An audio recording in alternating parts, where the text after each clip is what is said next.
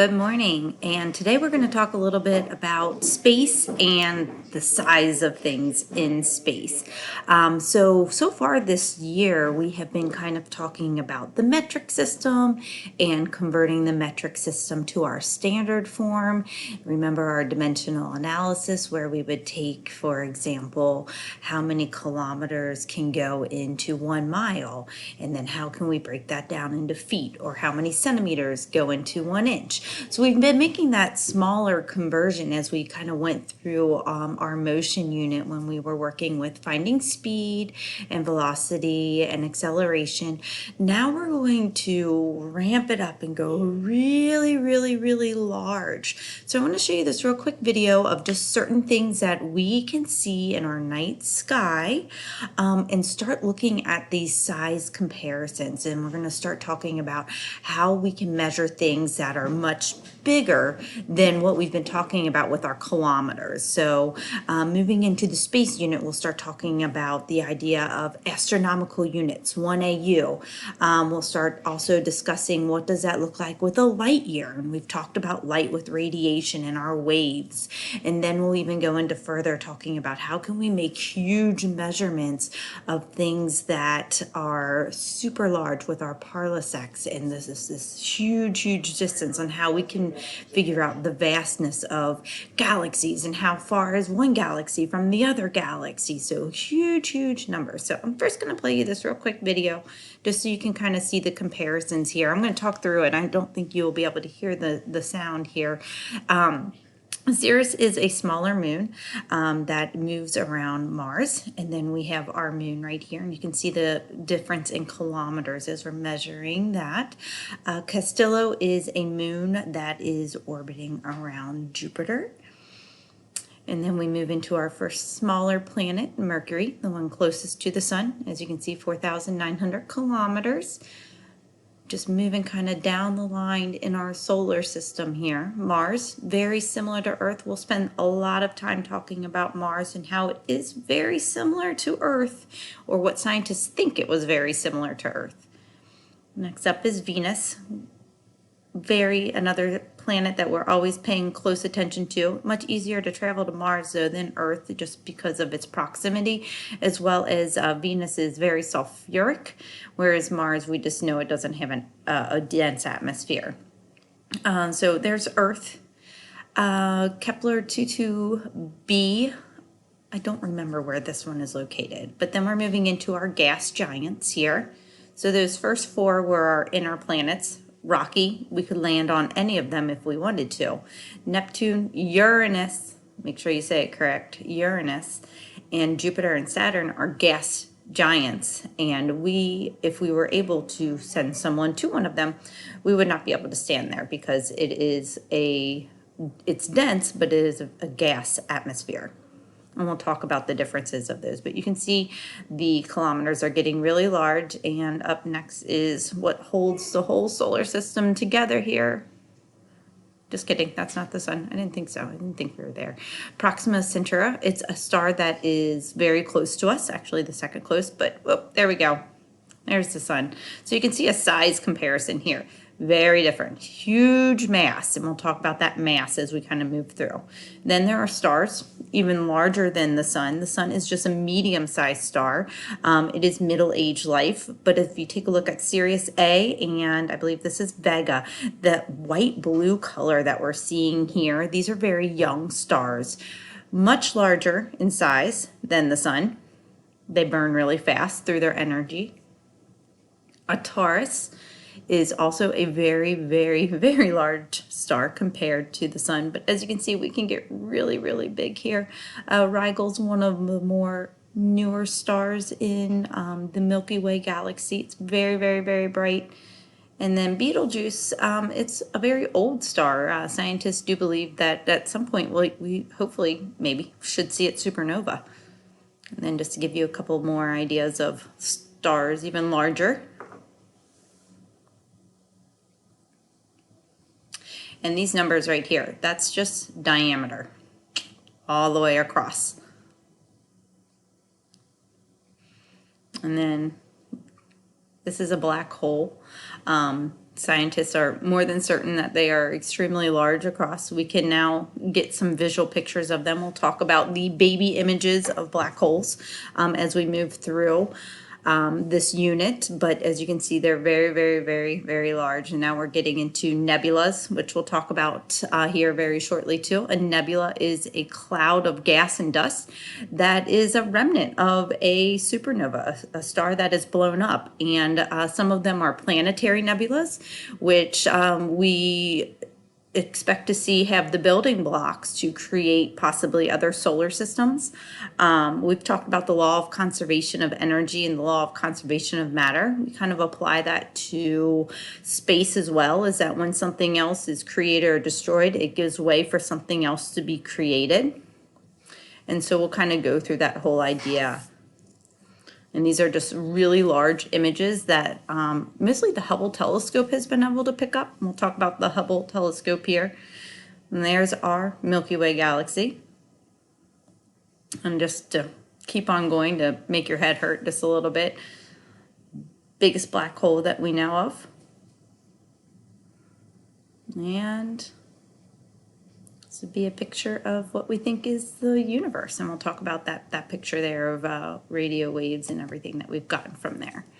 So I'm going to jump into our course here, and we're now in the space unit. So if you jump on down, we are going to be talking today just a little about the idea of the size of everything. So I'm going to pull this up and download it.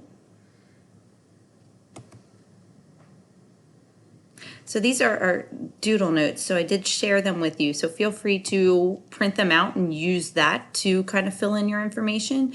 Or if you want to just jot it down on a sheet of paper, we're going to talk about the idea of what are the different measurements that we're going to be using as we move through space. So kilometers still, but now we're going bigger. So you'll hear me talk a little bit more about astronomical units and the idea of a light year. And then every once in a while, we're going to throw in our biggest measurement, which is a parasec, which is the measurement of pretty much like the Milky Way galaxy, the diameter of that, something that's really, really, really large, or how far are we from a black hole, or how far are we from the next galaxy, the Andromeda galaxy. So as we move through, we'll talk about these different things. But the first couple of days, we're mostly going to just talk about kilometers to astronomical units, and then sometimes astronomical units to light year.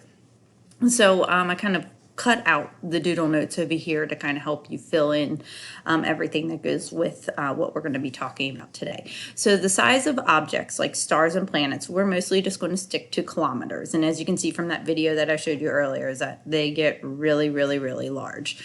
Just remember from what we've already learned this year is that 1 kilometer equals 1,000 meters. And we already remember that from hopefully at the beginning of the year when we started talking about the speed and making those measurements, but we mostly use just inches and centimeters and meters, and now we're jumping really, really large. So 1 kilometer equals 1,000 meters. Our next object is to measure the distance of things within our solar system. And in order to do that, we needed something bigger because the kilometers just ended up getting really, really large, and the scientific notation behind it was ending up being really extremely massive too. So scientists decided to come up with a measurement of astronomical units, and they based that off of the distance from the sun to the earth. And that's what that says right here. Is 1 AU is the average distance between the earth and the sun. And that equals 1 AU equals 149,600,000 kilometers. So really, really, really big number. So instead of saying this kilometers every time, we've now just used 1 AU. So that's a really important conversion factor that I need you to get down. So 1 AU equals 149,600,000 kilometers. Now, clearly we can go even larger than just the distance of objects from the sun to those planets, and so then we had to come up with something a little bit different, and that's when we started talking about light traveling at a certain speed from our energy units. So the distance between stars and our galaxies are measured in light years, and so you'll hear us talk about that a lot as we kind of move into the next couple of units when we start talking about how our stars formed. What about those nebulas that we just saw? How can we measure how far they are? How long does it take that light to actually get to us? So the distance of 1 light year is 9.461 times 10 to the 12th kilometers, or 63,241 AUs. So a lot of times students will ask the question, what does that mean? How do we know this? So remember, we talked about in space, it's a vacuum, and so light travels at a constant rate. And so in order to figure that out, we just had to go back and do a little bit of math by looking at the distances, and we'll talk about the idea of how we can look at that using reflection and diffraction and using what we call parallax, which is just the idea of doing two different measurements as things shift in the night sky to figure out that actual distance. And so Hubble's telescope was very helpful with this, as long as other observations. We'll talk a lot about Galileo and Copernicus, and they actually were just the forefront of coming up with the ideas of these different measurements. They obviously didn't even have telescopes, some of them. Copernicus didn't have one, and so he was able to come up with some pretty important detailed information. Now we take a look at it further. So when you look at the night sky and you see starlight coming towards you, that is actually what you're looking at, is light that could be tens of hundreds of thousands years old. So it's just a beam of light that is traveling and traveling, and it's taken X amount of years to get to us.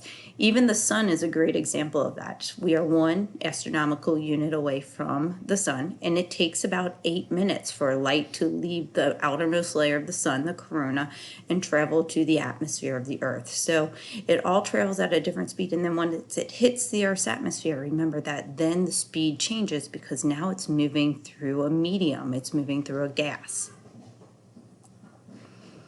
So then once again, even beyond, and we'll get to this much later, is really, really large distances. So measuring the distance of the Milky Way galaxy to our next closest galaxy, the Andromeda, we need something even bigger than light years. And that's where the parsec comes in. And that 1 parsec equals 3.26 light years, or 2.06 times 10 to the 5th AU. So really, really, really big distances.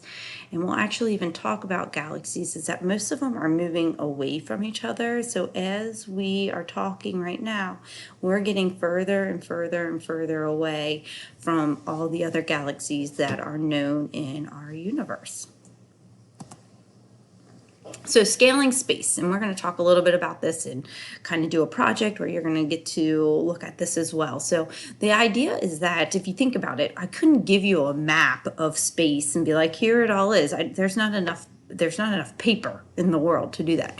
Same with even if you look at a map of Kentucky or Hebron or whatever it may be, even like Connor High School. We have to bring that down to a size that is manageable on the sheet of paper. And that's just called scaling, or putting to scale. So normally when you look at a map, there's a little key at the bottom that says like 1 inch equals 10 kilometers, or 1 inch equals 1 astronomical unit, or whatever it may be that we're kind of scaling down. And that's what we're going to be talking about here as we move through and kind of think about, well, what if we were to draw the actual solar system out? I don't have enough paper to be able to do that, so we have to look at it differently. So we have to choose a scale. A straightforward way to choose a scale is to set the furthest distance equal to the amount of space provided. So if we were going to do something for our solar system, we would probably want to pick something from the distance of the sun all the way out. I'm going to go ahead and include Pluto because I like Pluto. So let's say that we are going to include Pluto on our scaling. We would have to figure out, well, what is that actual distance from the sun to Pluto? And then figure out, well, how big is the sheet of paper that we're going to use? And we're going to use that to help scale things down. That's going to be our distances. Then we measure the line and set the length equal Neptune distance from the sun. And that's what you're seeing on this sheet of paper here where it says scaling spaces. There should be a line at the bottom of your paper where it's like the sun. It's probably Uranus because I don't think they include Pluto. And so we're going to look at that chart and make a scale. And this is going to be our dimensional analysis. So if you kind of think back when we had dimensional analysis, and we'll practice that, is that our scale is going to be for every 21.7 centimeters, that's going to be 30 AUs. And then we can go back and figure out all the other pieces of information that go along with it.